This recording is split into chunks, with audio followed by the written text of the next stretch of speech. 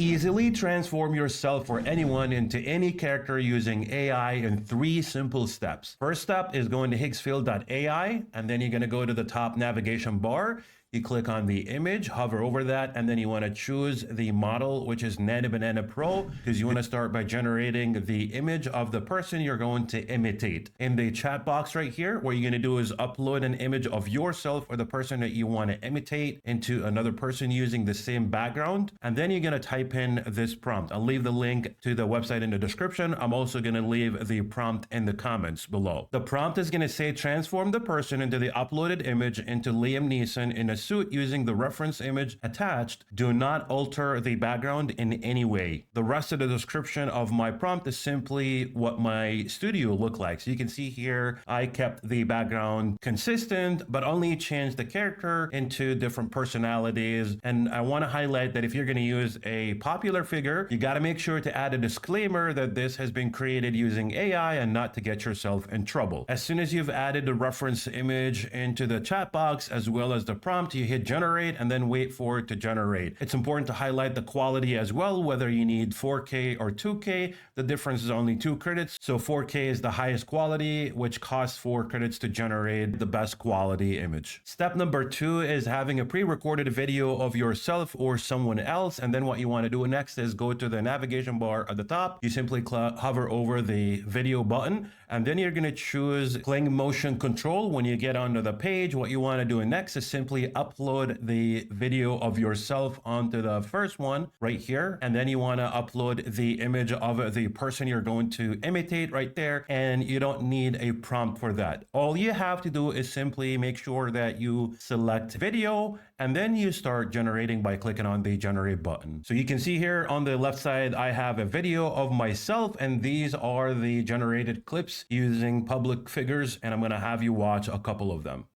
With my movement, let me try to snap like this. Let me try and move my fingers like so. I'm going to try to put my hands, across my face just like so. With my movement, let me try to snap like this. Let me try and move my fingers like so. I'm going to try to put my hands, across my face just like so. Okay, so this is how you can turn yourself from this to this, to this, and even this. And so if you want to learn more how you can do all that, and you can see your body movement implemented on each character, just like you're seeing it right now. With my movement, let me try to snap like this. Let me try and move my fingers like so. I'm going to try to put my hands, across my face just like so. Okay, so this is how you can turn yourself from this to this, to this, and even this. And so if you want to learn more how you can do all that, and you can see your body movement implemented on each character, just like you're seeing it right now.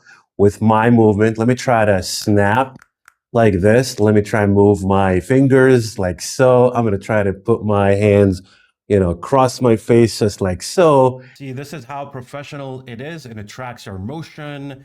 It is consistent throughout from the beginning until the end of the video. There is no glitch, there's no distortion, nothing like that. It truly is amazing. By the way, I also have another tutorial showing you how to turn a single image into a short cinematic movie using Higgsfield, and I leave a link to it. It's going to show up on the top right. You'll also find it on the end screen after watching this video. So make sure to watch it, and you're going to learn a lot in turning your videos into a cinematic, making professional videos using Higgsfield AI. And I hope you found this helpful. Let me know in the comments what you think about this, and I'll see you on the next one.